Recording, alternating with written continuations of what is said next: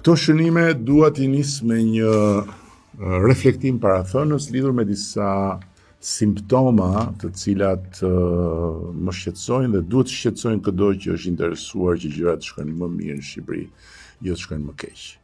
Dhe besoj që edhe ndër ata që protestojnë, një pjesë duan që gjërat në Shqipëri të shkojnë më mirë dhe janë sinqerisht shqetësuar për si do të shkojë zhvillimi i investimit në Zvërnec, ndërkohë që një pjesë tjetër, pjesa dominante, nuk është se nuk duan që gjërat të shkojnë më mirë, absolutisht, por ashtu siç ata duan që të shkojnë gjërat, më e keqja vjen për Shqipërinë. Dhe këtu kam parasysh ato partitë e vogla që mbetën vogla apo që u bën vjetra, këtu kam parasysh prurjet që vijnë nga teritoret tjera, se çfarë lidhje kanë ata me këtë temë që ka të bëjë me Vlorën dhe që vetëm në Vlorë nuk ka shkaktuar asnjë lloj proteste sepse Vlora masivisht atje e do zhvillimin.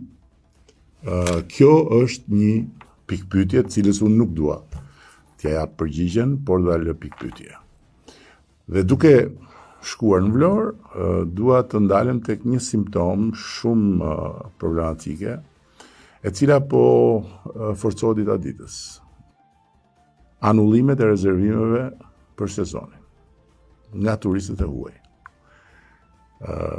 Kam marrë shumë mesazhe, por natyrisht që unë nuk mund të dalë dhe ta përdor këtë që të thuhet të ndalosh protestën se tu doj shpirti për hotelet, por nga ana tjetër nuk mund të rri pa thënë që edhe në Vlorë dhe në Durrës ka pasur protesta të operatorëve turistik. Protesta sensibilizuese. Në Vlorë kanë qenë rreth 95% e atyre që zotërojnë hotele, restorante, bare, që janë bashkuar protestë sensibilizuese duke kërkuar mirëkuptim që sezoni të mos dëmtohet, sepse është një dëmtim i drejt për ekonominë familjare të shumë njerëzve të lidhur me turizmin dhe është një dëmtim i drejt për ekonominë lokale dhe për ekonominë kombëtare në tërësi. Domethënë, nëse ne do të ndalojmë që në Shqipëri të hynë ato para që do të hynë normalisht me një sezon turistik të qetë, atëherë unë nuk e di se në favor të kujt shkon kjo. Nëse ka një agent protesta për të penguar Shqipërinë nga të katër anët dhe përmes pengesës për të krijuar një frustrim dhe pastaj për t'i bërë njerëzit që thonë hajde se po e heqim këtë qeveri vetëm që të na lini rehat, atëherë kjo është një agent që është jo e re, është një agent që është përdorur në vende të tjera, është një agent që është përdorur edhe këtu nga molotovarët, por që nuk ka për të funksionuar. Dëmi patjetër që do të jetë i madh edhe i panevojshëm sipas meje. Një tjetër simptom shumë e neveritshme është bullizmi ndaj njerëzve në Facebook, në Instagram. Dhe kam parë me shumë keqardhje se si një këngëtar, si Ylli Limani, një këngëtar i dashur për një mas njerëzish, nuk është këngëtari i preferuar, unë i përkas një brezi tjetër dhe jetoj me të tjera dëshira që lidhen me muzikën, por është një këngëtar shumë i respektuar, shumë i preferuar, që ka bërë një koncert të jashtëzakonshëm në Tiranë. E kanë masakruar me sharje, me presione, me kërcënime për të anulluar koncertin.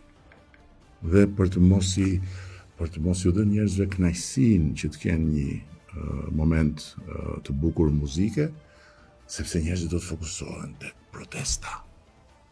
Dhe kjo po ndodh me shumë njerëz, edhe me ata që kanë një opinion tjetër thjesht dhe shkruajnë postim dhe marrin të shara dhe marrin kërcënime të cilat flasin për atë që unë kam thënë që është ditën e parë. Në këtë konglomerat, në këtë mozaik, ku ka njerëz nga të gjitha rrugët e jetës, ku ka patjetër njerëz që kanë vetëm qëllime të mira, ka dhe një komponent fashiste. Një frym fashiste. Dhe fryma fashiste nuk ka nevojë për uniforma dhe për armë. Fryma fashiste është fryma që thot Shqipëria është shqiptarëve. Pra, të gjithë tjerët jashtë nuk janë të mirëseardhur. Siç ishte Gjermania gjermanëve dhe u bë delja zez e Europës për vite të tëra pastaj. Greqia është e grekëve, thoshin këta hajvanët e agimit të artë që u bën një problem për Greqinë. E të tjera. Fryma fashiste është kur ti thua unë dua të flas, unë dua të them atë që mendoj, unë dua të protestoj, unë dua të rrim bulevard, po unë nuk dua dhe nuk pranoj që të tjerët kenë një opinion apo një qëndrim tjetër, të tjerët duhet të çohen nga kafet, të tjerët nuk duhet të shkojnë në koncert, të tjerët nuk duhet të shkojnë në plazh, të tjerët nuk duhet të punojnë, të tjerët nuk duhet të marrin të mirat materiale nga puna e tyre, sepse duhet të jenë pjesë e kësaj gjëje. Fryma fashiste është kur nuk do të dish fare.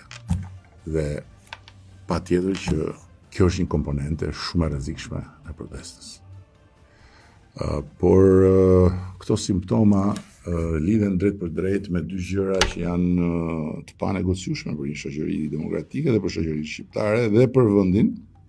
Kjo është nevoja për rritje ekonomike, nevoja për më shumë të ardhura.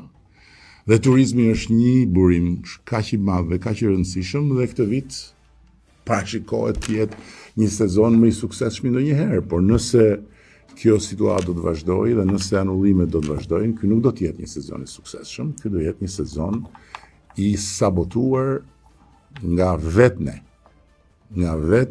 ne.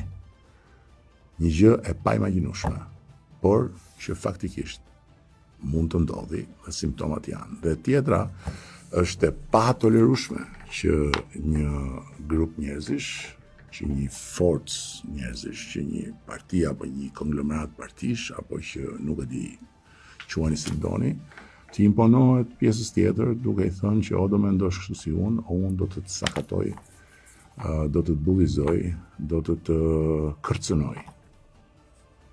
Kjo është fashiste, është skandaloze. Dhe kjo duhet ndalur. Dhe kjo ndalet duke mos u tërhequr përpara këtyre lloj presioneve dhe përpara këtyre lloj hajvanëve. Kjo duhet ndalur.